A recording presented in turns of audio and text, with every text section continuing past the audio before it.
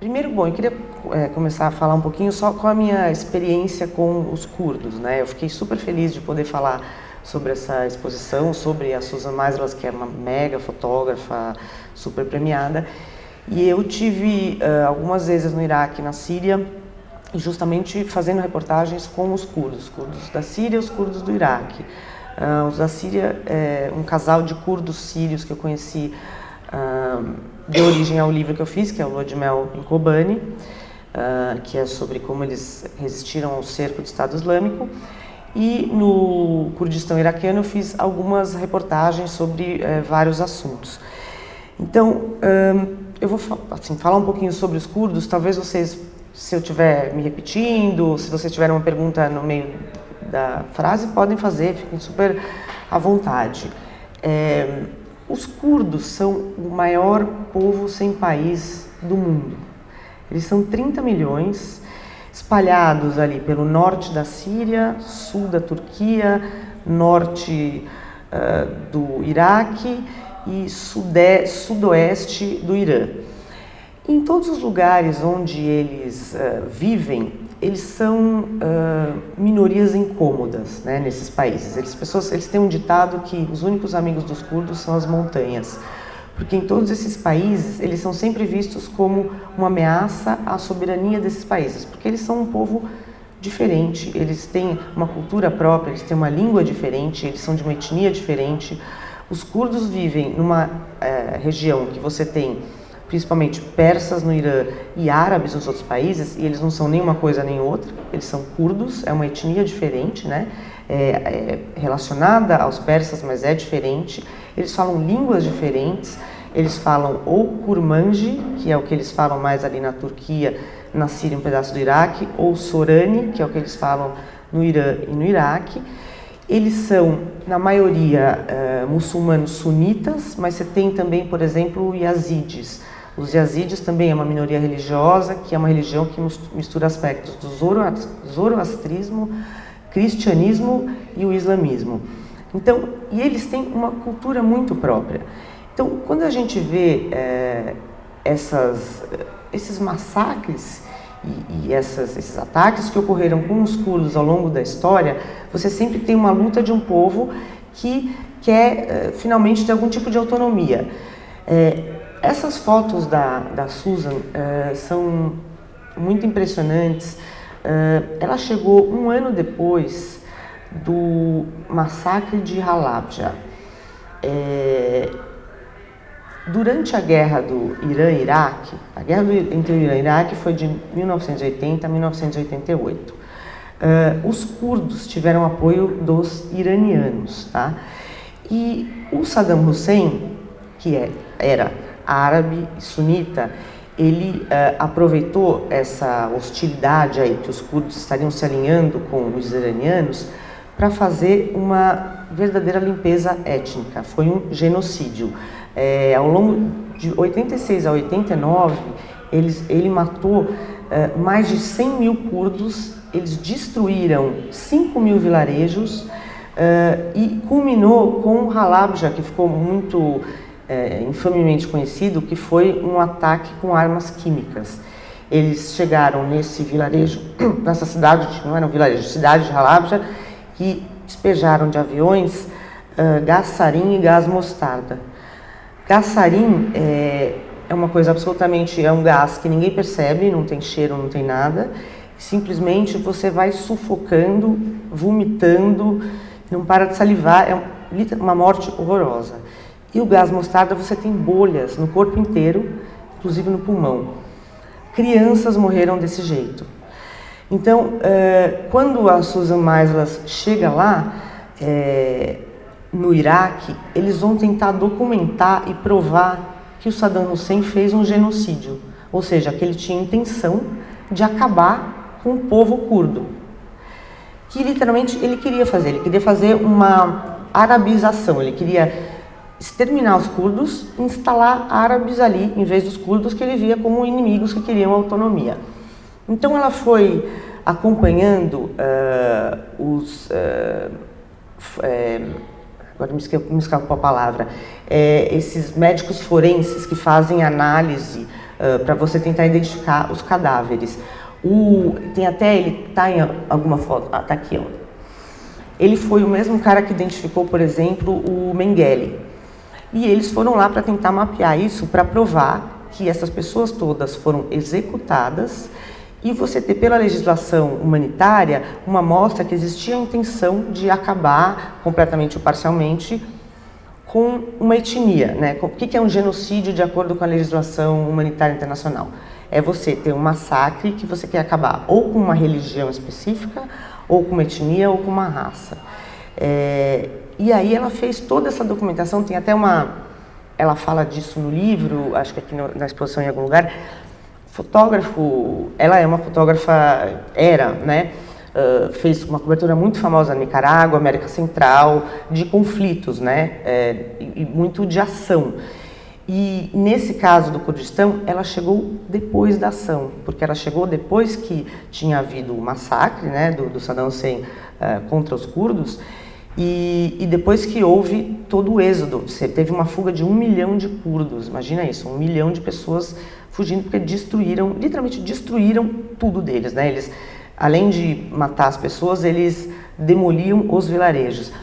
Ela chegou depois de tudo isso, que foi uma coisa diferente, mas com essa missão, ela até fala, numa altura assim, meu primeiro contato com os curdos foi pela morte dos curdos, porque ela foi ali ver restos de corpos, restos de roupas, na tentativa de identificar essas pessoas. Bom, vocês devem ter visto as fotos, tem umas coisas muito impressionantes, assim, de você mesmo documentar, assim, eram jovens que eram mortos com, por exemplo, um tiro no pescoço, a queima-roupa, com olhos vendados, vários indícios de que era realmente uma execução em série. E isso tudo foi usado depois, depois que os Estados Unidos invadiram o Iraque, em 2003, depois de algum tempo, depois de alguns anos, finalmente conseguiram prender o Saddam Hussein, e ele foi a julgamento.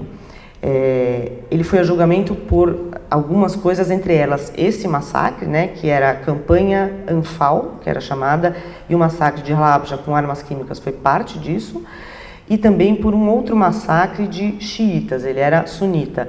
Ele acabou condenado, executado pelo massacre dos xiitas e não pelo massacre dos curdos. Mas ele estava já no meio do julgamento. E esse julgamento só foi possível, em parte, por causa da documentação que foi feita por entidades de direitos humanos e pela Susan, que você tinha que reunir todas essas evidências para apresentar. Então foi um trabalho muito, muito importante. Outra coisa que é muito interessante dessa exposição, a gente estava falando com o Miguel, e que é um pouco diferente de um fotógrafo de guerra clássico, né? Os curdos sempre tiveram, sempre que eles foram atacados, todos os países onde eles vivem, né, originalmente, eles são alvo de repressão do governo. Na Turquia, na Síria, no Irã, em maior ou menor intensidade. E uma das primeiras coisas que eles querem acabar dos curdos é a cultura. Então, por exemplo, tanto no Iraque, tempo atrás, na época do Saddam, na Síria também até um tempo atrás, até antes da Primavera Árabe, eles não podiam falar a língua deles em público, eles não podiam ensinar a língua deles nas escolas, você não podia ter nenhuma publicação na língua deles, você podia ser preso, você não podia ter música na língua deles, eles não podiam nem festejar o Novruz. Novruz é o ano novo persa e também dos curdos, que é em março, ele simboliza ali o início da primavera. E eu tive a sorte de, uma das vezes que eu fui para a Síria, eu peguei o Novruz, eu vi as festas, e é uma coisa muito, muito animada. Primeiro que eles acendem fogueiras, porque isso vem de uma mitologia curda, de que quando eles derrotaram um grande tirano que se alimentava de cérebros de jovens, eles acenderam fogueiras para festejar. Então sempre no Novruz eles acendem essas fogueiras, eles usam as cores curdas, no caso na Síria, amarelo, verde, vermelho. E tem muita música, é uma festa muito animada. Durante muitos, muitos anos, eles eram proibidos de festejar o Novruz, porque a celebração dessa festa era vista como uma subversão, uma tentativa de impor ali o nacionalismo deles e de ser secessionista de alguma maneira. Então, quando a Susan Meiselas faz isso, de ela ir entrando em contato com as pessoas e resgatando fotos, textos, depoimentos, o simples fato de você resgatar a cultura desse povo é muito de você preservar a nacionalidade dos curdos, porque sempre fez parte da repressão em todos os países onde eles moram tentar acabar e apagar essa cultura. Uma coisa que eles sempre fizeram, por exemplo, essa estratégia aí de massacre do Saddam Hussein,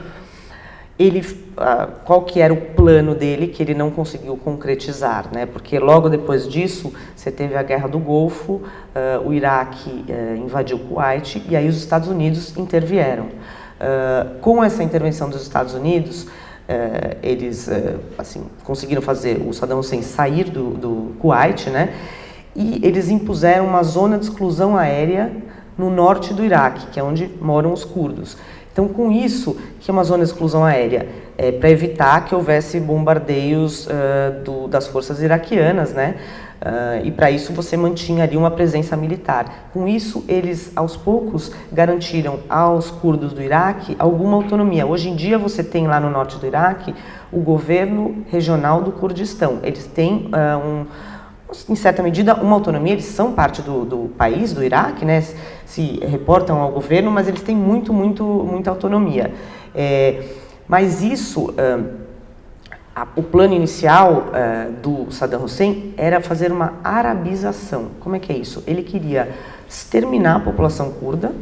Quem não fosse exterminado, eles estavam embarcando e mandando para o sul do Iraque, e mandar árabes para lá, no lugar deles, como forma de diluir a identidade curda, você não ter ali uma concentração contínua de curdos com a sua cultura, tentando autonomia.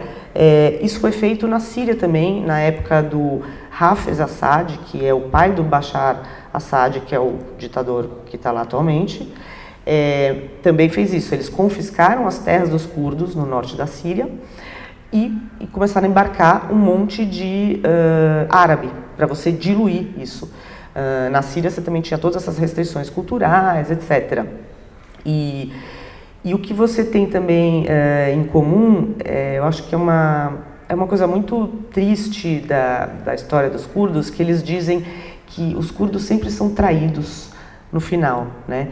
Então, por exemplo, agora, não sei quem está acompanhando, no norte da Síria, você teve uma invasão da Turquia, e essa invasão aconteceu graças a uma traição que o Donald Trump fez com os curdos, porque os curdos lutaram ao lado dos americanos nos últimos 5 anos para combater o Estado Islâmico.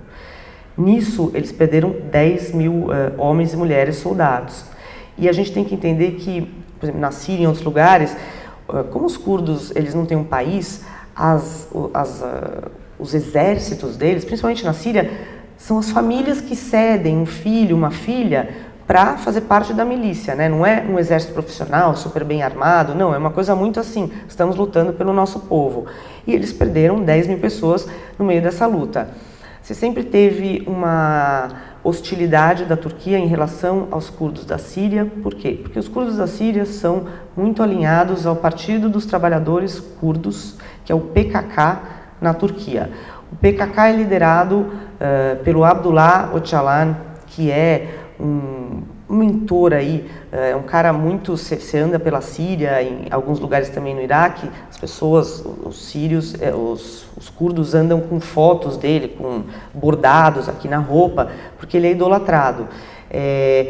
E ele, alguns anos atrás, ele fazia uma campanha de atentados terroristas na Turquia, porque a Turquia sempre tentou reprimir os curdos e também fez ali, existe uma guerra de guerrilha. Faz muitos anos que eles renunciaram ao terrorismo, o PKK. O Abdullah Öcalan está preso há muitos e muitos anos, mas mesmo assim a Turquia mantém isso, por motivos políticos também, mantém essa perseguição. Então a Turquia pressionava há muito tempo os Estados Unidos para abandonarem os curdos da Síria, porque os Estados Unidos estavam aliados, estavam oferecendo apoio, etc, etc. E finalmente, num telefonema, literalmente em um telefonema, o Trump com o Erdogan, o presidente da Turquia, falou: vamos tirar. Ele já tinha ameaçado fazer isso em dezembro do ano passado, aí voltou atrás, etc. Aí ele falou: vamos tirar as nossas tropas que estão ali ajudando as forças curdas perto da fronteira. E ato contínuo, imediatamente os turcos invadiram o norte da Síria. Bom, com isso, você tinha toda uma proposta de criar um país curdo, ia ser o primeiro país para os curdos, que chamava Rojava, no norte da Síria. E isso tudo agora foi por água abaixo, porque você tem ali, você teve um acordo de paz recente mediado pelos russos, mas hoje em dia o que tinha virado ali o primeiro esboço de país para os curdos, Rojava, que era também uma coisa muito... você tinha toda uma teoria muito progressista, né? Você tinha cotas para mulheres em todos os governos, todas as esferas do governo, minorias étnicas, minorias religiosas. Isso tudo agora ficou ameaçado, porque você tem nessa região de curdos agora basicamente todo mundo, os russos, os turcos, o regime do Assad, todo mundo voltou para lá.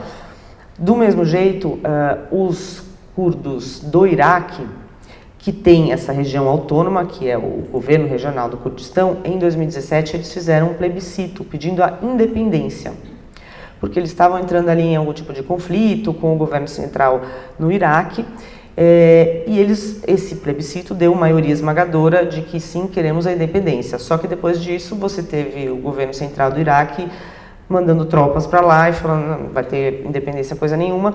Todos os países em volta, Irã, Turquia, Síria, obviamente apoiaram, né, esse esmagamento dessa revolta, porque cada um tem a sua minoria curda ali, e aí com isso eles perderam parte do território autônomo e continuam ali como autônomos, mas sem independência. Então, assim, eu acho que é importante, na Turquia eles também continuam muito reprimidos, mais ainda porque o governo do Erdogan é um governo que se alimenta desse nacionalismo, ele usa muito isso, o inimigo curdo, ele diz o terrorismo, etc. Então eles estão numa situação, eu diria que os curdos iraquianos estão na melhor situação hoje em dia, que não é ideal, mas depois de passarem por isso, que foi literalmente um genocídio, foi a primeira vez que um governo usou em larga escala armas químicas contra a sua população civil. Depois disso você teve o Assad, em Ghouta morreram 2.000 pessoas, mas desse nível, em Halab já morreram 5.000 pessoas com arma química. E foi a primeira vez que isso foi usado assim contra civis. Existe uma diáspora curda muito forte, principalmente na Alemanha. Na Alemanha, entre os turcos que imigraram para a Alemanha, quase a metade, era calculado em quase 1 milhão de curdos turcos. Então você tem uma diáspora bastante forte e são pessoas de maior escolaridade, instrução, tem muitos médicos, cientistas, etc. Durante essa tentativa de criar um país curdo no norte da Síria, um país chamado Rojava, Rojava quer dizer sol nascente, começou em 2012. E você teve um apoio internacional muito grande, inclusive de partidos de esquerda e partidos comunistas. Uma das vezes em que eu estava lá, você tinha delegações de partidos de esquerda e comunistas escandinavos. Você tinha um apelo muito para os jovens. Então você tinha uma campanha aí informal e também ajudada pela diáspora curda na Europa e nos Estados Unidos. Mas, obviamente, nunca chegou a ser uma coisa tão forte como, talvez porque você tinha o lado religioso, né, na diáspora dos judeus, eles nunca foram tão organizados. E, mesmo assim, você tem, é muito difícil hoje, os curdos, se você for pensar, no caso da Síria, tá? Os Estados Unidos tinham duas opções. Eles vão brigar com a Turquia, que é membro da OTAN, então, supostamente um aliado, etc., vai se indispor com a Turquia, que tem o risco de, então, ir aí se aliar com a Rússia, ou vai proteger os curdos, um povo sem pátria, que não tem nada a oferecer. No caso, quando eles tentaram o plebiscito em 2017 no Iraque, também, você vai se posicionar com os curdos iraquianos, que são um povo sem pátria, ou você vai ficar ao lado desses países mais fortes que estão em volta, né? Eu acho que eles sempre, nesse cálculo, eles acabam sempre traídos, né? Mesmo que eles tenham apoio no meio do caminho, eles acabam abandonados nessa disputa de forças. Então, Eu acho que nunca chegou perto da força dos judeus. Olha, eu te confesso que eu não sei muito sobre a história dos ciganos, tá? No caso dos curdos, eles quase tiveram um país. Depois da Primeira Guerra Mundial, você teve ali o Império Otomano, que ficou do lado da Alemanha, eles perderam a guerra, então você teve aquele acordo famoso, Sykes-Picot, que meio que dividiu o Oriente Médio entre as potências. E está no cerne de todas as guerras que a gente vê até hoje, porque eles juntaram coisas que não tinha nada a ver, só fizeram ali de acordo com o que cada potência queria. Depois disso, você teve um outro acordo, que chamava Acordo de Sèvres, em 1920, que dizia que o Império Otomano tinha que abrir mão de todas as terras que não eram originalmente turcas e previa um plebiscito para criar o Kurdistão. Então, assim, eles quase tinham uma região ali que não existia muito consenso, mas existia algum consenso sobre qual era a região original dos curdos, né? Onde eles moravam e onde seria um país deles. Só que aí, depois disso, você teve o início da guerra de independência turca com o Atatürk, que falaram, a gente não aceita esse acordo de jeito nenhum, vamos perder um monte de território, fizeram outro acordo em 23, esqueceram os curdos, nem mencionaram os curdos e acabou. Então, eu não sei se os ciganos chegaram, e isso eu te falo assim, de desconhecimento de causa, não sei se eles chegaram perto de ter uma área ali delimitada, que seria o país deles, se existe uma coisa mais específica sobre onde é a terra ancestral deles, eu não sei se isso ocorreu. Então, eu não tenho muitos instrumentos para te dizer isso. Eu sei que no caso dos curdos, eles chegaram perto, sabe? Ou pelo menos tiveram quase essa ideia de que, tipo, podia. E tinha uma área mais delimitada. No caso dos ciganos, eu não sei bem como é que seria isso. Porque você teve um momento em que você tinha o Partido Curdo, que era o HDP, que ganhou vários assentos no legislativo turco, foram ganhando força, eles tinham várias prefeituras ali no sudeste da Turquia, só que você teve uma escalada autoritária do Erdogan de uns anos para cá, em que eles prenderam vários dos integrantes do HDP, que é o Partido Curdo, eles fizeram expurgos na cidade. Você tem, hoje em dia, muito do sudeste da Turquia, várias das cidades que tem uma maioria curda, estão em estado de sítio, tem toque de recolher, etc., entendeu? Você tem ali perseguição. Então, eu acho que você sim teve um momento.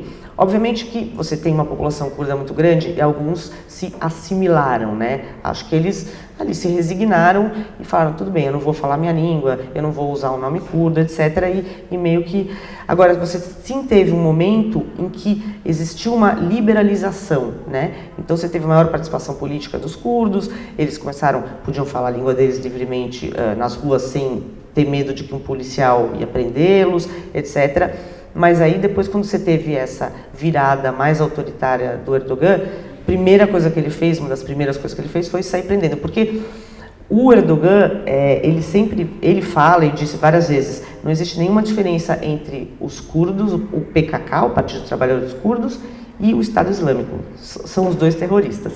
Por isso que quando as pessoas começam assim, não sei, às vezes a gente lê jornal, vê matéria, fulano terrorista, depende, terrorista para quem? Né? Assim, o Erdogan vai falar que eles são terroristas, eles vão falar que eles foram atacados e que eles renunciaram à luta armada há muitos anos. O Erdogan justificou toda a pressão sobre o Trump para os Estados Unidos deixarem de apoiar os curdos da Síria, dizendo que eles são terroristas, eles são a mesma coisa que o PKK, eles fazem uma guerra de guerrilha, eles são classificados como terroristas, né? E eles vão dizer outra história, né? Eles vão dizer, não, os turcos que invadiram... por exemplo, eu te conto a história desses... que são os protagonistas do livro que eu escrevi, que são meus amigos, que tem essa história absolutamente maravilhosa, que os dois são sírios curdos, né? Eles ficaram exilados, os dois estavam exilados. Ele, porque era um ativista pela autonomia curda, então ele foi perseguido, os irmãos dele foram presos, ele foi para a Turquia. E ela, porque o pai dela, a mãe dela era russa. Então, no começo da Primavera Árabe, você tinha uma desconfiança com os russos, porque os russos são aliados do Assad, então você tinha toda uma onda de matar pessoas que eram russo-sírias. Então, de qualquer jeito, ela estava na Rússia. Eles se conheceram pela internet, se apaixonaram, resumindo, né? Se apaixonaram, resolveram se casar e voltar para Kobani, que era a cidade de origem dele. E quando eles voltaram, Kobani estava sendo cercada pelo Estado Islâmico. Foi como se fosse uma Stalingrado dos curdos na Síria, né? Teve 3 mil mortes, foi uma luta épica que fez os Estados Unidos entrarem, foi aí que os Estados Unidos entraram na guerra ali contra o Estado Islâmico. Eles já tiveram, é a terceira vez que eles vão fugir. Por quê?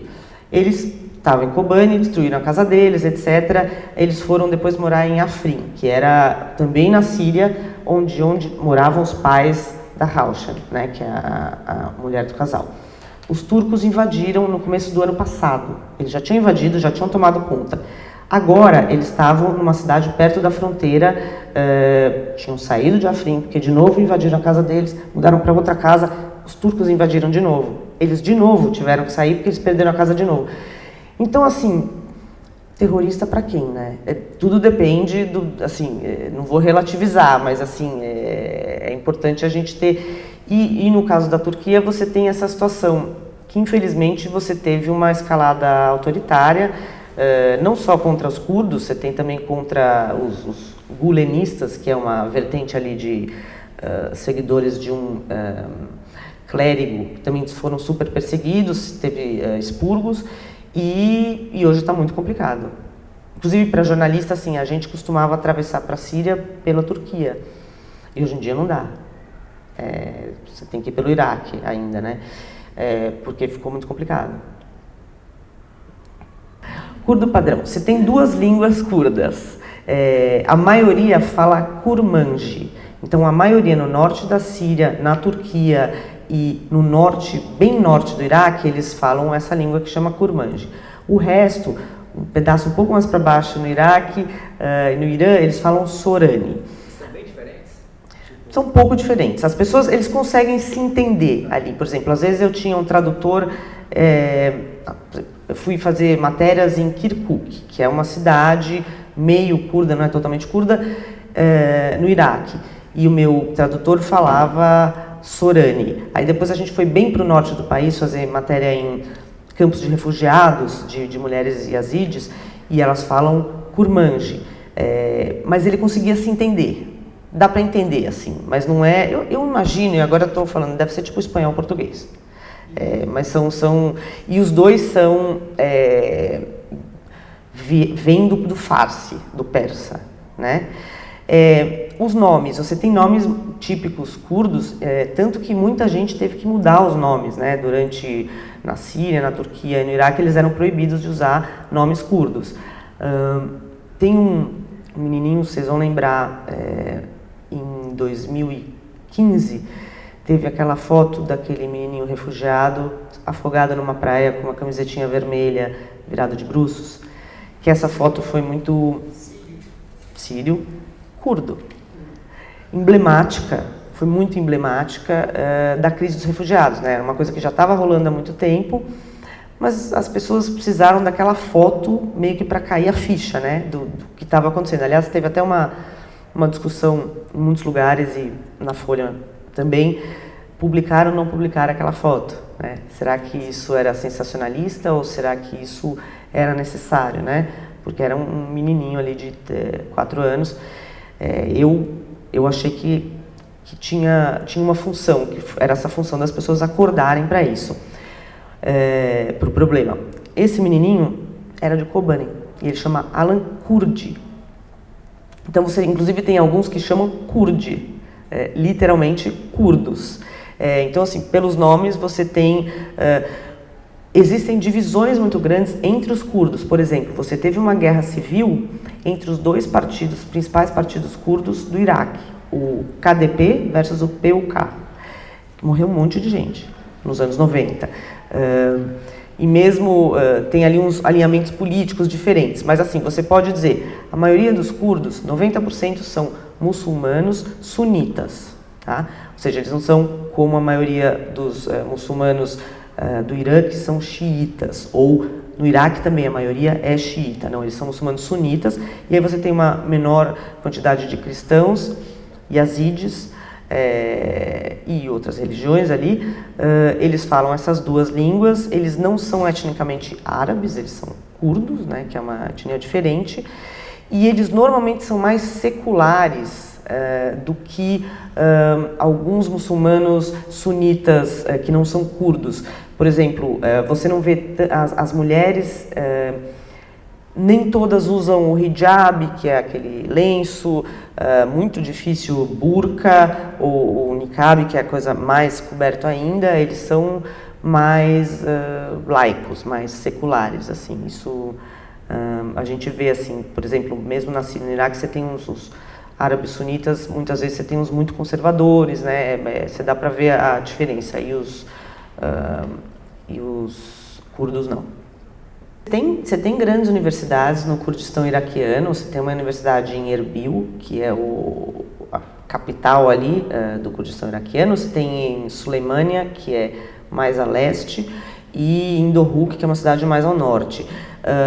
Eu te falo assim, eu não sei, talvez eles façam pós-graduação ou mesmo uma coisa fora. Por exemplo, o Barzan, que é o meu amigo sírio curdo, ele foi estudar, ele fez a faculdade, começou a fazer na Síria e depois foi para a Turquia e acabou na Turquia. Mas a Rauschen, ela fez direito em Alepo, ou seja, eu acho que varia. Certamente eles devem, como você teve uma diáspora muito grande, na Alemanha principalmente, isso deve... sempre chama, né? Você tem esses elos, né? Então essa coisa de repente dar bolsas para eles poderem estudar. Mas assim, no Kurdistão iraquiano, por exemplo, você tem pelo menos essas 3 grandes universidades ali. E hoje em dia, como você tem esse grau de autonomia, eles falam livremente a língua deles, etc. O grande problema ultimamente que você tem ali é dinheiro. Por quê? Existe uma disputa pela divisão da receita do petróleo. Esses países todos dependem muito do petróleo, e se você é uma área autônoma, tipo os curdos, você fica sujeito ao que o governo central em Bagdá vai querer dividir de receita com você do petróleo. Então, quando eles fizeram esse plebiscito para a independência, foi justamente por isso, porque eles não estavam recebendo dinheiro que eles achavam que correspondia, que era o justo pelo petróleo. Mas assim, nas outras coisas, nos estudos, etc., eu acho que, inclusive, é uma coisa muito engraçada também, tem muitos que vão para os Estados Unidos. Eles têm no Oriente Médio, no geral, você tem um sentimento anti-Estados Unidos muito comum, né? Os curdos, pelo menos os da Síria agora acho que não gostam mais tanto, mas assim, os do Iraque amam os Estados Unidos. Você vê carros com a bandeira dos Estados Unidos. Na Síria, aconteceu uma coisa muito engraçada. Eles conseguiram, Kobani, que foi essa cidade, que ficou sob cerco, que foi uma coisa muito épica, eles foram salvos pela intervenção americana, que chegou fazendo bombardeios aéreos, etc. Então, até um tempo atrás, a última vez que eu fui foi em 2016, eles, toda vez que passava um jato, um caça, né, militar, eles olhavam para cima. Eles têm uma palavra que é camarada, que eles falam reval, né, eles se chamam reval, não sei o quê. Eles olhavam para cima e falavam assim, reval Obama, tipo, agradecendo. Eles amavam Obama, porque meio que essa entrada dos Estados Unidos salvou. Então, assim, em outros lugares, eles têm a coisa antes dos Estados Unidos é muito forte. E entre os curdos, agora, obviamente, depois disso que o Trump fez, porque o Trump, eles tiraram não todos, eles deixaram uns 500 soldados só para cuidar do petróleo. Ele disse isso literalmente. Mas tiraram todo o apoio que eles estavam dando ali para os curdos na fronteira. Então, tem um sentimento muito disseminado, eu sei de falar com os meus amigos, de traição, porque não tem outra palavra para descrever isso, né? Inclusive, foi uma das poucas coisas que o Trump foi criticado tanto por republicanos do partido dele quanto democratas, porque foi visto como aliados dos Estados Unidos. Isso é uma mensagem ruim, né? De você se aliar aos Estados Unidos em alguma guerra e depois é fácil você ser descartado. Então eles viram como uma coisa não muito inteligente. Então, hoje em dia, eu não sei como é que está o amor dos curdos sírios pelos Estados Unidos, mas no Kurdistão iraquiano é muito impressionante. E os curdos iraquianos não têm boas lembranças do Brasil. Aliás, têm péssimas lembranças. Vários lugares que você viaja, não só no Oriente Médio, na África, a gente tem um soft power ali natural, que é a coisa do futebol. Ah, que legal, futebol, Ronaldo. Isso realmente é uma coisa assim, o Brasil é visto muito como um país neutro, um país bacana, que não briga, etc. No Kurdistão iraquiano, o que eles lembram é que o Brasil vendeu armas para o Saddam Hussein, que foram usadas contra eles. Na época da guerra Irã-Iraque, o Brasil vendeu lançador de foguete da Avibras e uns blindados da Ingesa, que existia na época. Então, toda vez que você falava com curdos iraquianos, eles lembravam sempre duas coisas. Primeiro, Passat, a gente exportava Passat, aquele Passat velhão. O Saddam dava de presente para os funcionários que ele gostava ali do governo, e eles chamam o Passat lá de Brasília. É super engraçado. E a outra coisa vocês venderam armas para o Saddam usar na gente. É impressionante que as pessoas não esquecem, obviamente, dessas coisas, né? Assim como do mesmo jeito, acho que as pessoas devem lembrar quando pegam armas no Iêmen, porque os Estados Unidos está vendendo armas para a Arábia Saudita, que está despejando no Iêmen, e aí você acha uma bomba no chão que está escrito Made in USA. Acho que é uma coisa que a pessoa não vai esquecer nunca mais. Eu acho que tem duas coisas muito importantes. Primeira é que, literalmente, o trabalho dela de documentação, de você ficar fotografando enquanto as pessoas estão tentando resgatar registros e descobrir a identidade de todas essas pessoas que foram assassinadas, porque, inclusive, assim, você tinha histórias que, assim, sumiram 20 mil pessoas. Então, assim, não sabia nem se estava morto, né? Então, com esse trabalho, na verdade, essa é uma coisa tão importante do jornalismo, que é isso que faz isso é o jornalismo absolutamente essencial. Ela ajudou a mostrar que houve um genocídio com essa documentação. A segunda coisa, que eu também acho muito importante, como esse trabalho dela é muito mais amplo do que simplesmente as fotos que ela foi atrás de famílias que ou ela copiou as fotos, ou ela pegou fotos, depoimentos, etc. Para os curdos, que são um povo que sempre teve a sua cultura e sua identidade reprimida, isso é absolutamente essencial, porque esse livro e essa exposição são meio que um tesouro da identidade curda, né? Quem vai saber se agora, por exemplo, na Síria, você tem o Assad voltando ali para a região curda, que eles não vão de novo ser totalmente reprimidos, ter as fotos deles queimadas, os registros deles. É uma cultura que está sempre ameaçada em todos esses países onde eles estão. Então, esse trabalho de você fazer uma coisa multifacetada, de registro histórico de fotos, resgatar essas fotos históricas, fazer as fotos documentando o genocídio, depoimentos, vídeos, isso de fato, é um tesouro para a preservação da cultura curda, eu acho. Isso que a gente estava falando, eu achei muito interessante. Você tem uma coisa típica do fotógrafo de guerra, né, que é normalmente um homem, né, tem mulheres, mas mais frequentemente são homens, e que vivem dessa coisa de adrenalina, de cobrir um conflito atrás do outro, né. O cara um dia está no Sudão do Sul, outro dia ele está no Iraque, outro dia ele está no Afeganistão, e com menos envolvimento, né, com as questões, com as pessoas que ele está retratando, com as questões. E nesse trabalho da Susan, tanto o livro quanto a exposição, se não me engano, ela passou 6 anos fazendo isso, é isso? Até mais. Ela se envolveu, né? Ela começou simplesmente, foi fazer esse trabalho de fotografar, registrar essa tentativa de identificar corpos da campanha Anfal, e aí ela entrou numa coisa de vamos resgatar, né, essa identidade do povo curdo. E não simplesmente lidar com esses fotografados como personagens, né, como a gente fala, o retratado, o jornalista de impresso também fala assim, o personagem. Não, são pessoas, né, ela se envolveu com isso, ela acompanhou, ela foi atrás. E acho que isso, o Miguel deve saber mais que eu não sei muito assim, conheço muitos fotógrafos de guerra, mas eu não sei não me parece que isso seja muito padrão, né? Inclusive porque ela não é uma fotógrafa de guerra, ela faz outras coisas também, né? Mas assim, ela ficou muito famosa com cobertura em Nicarágua, uma foto emblemática, etc.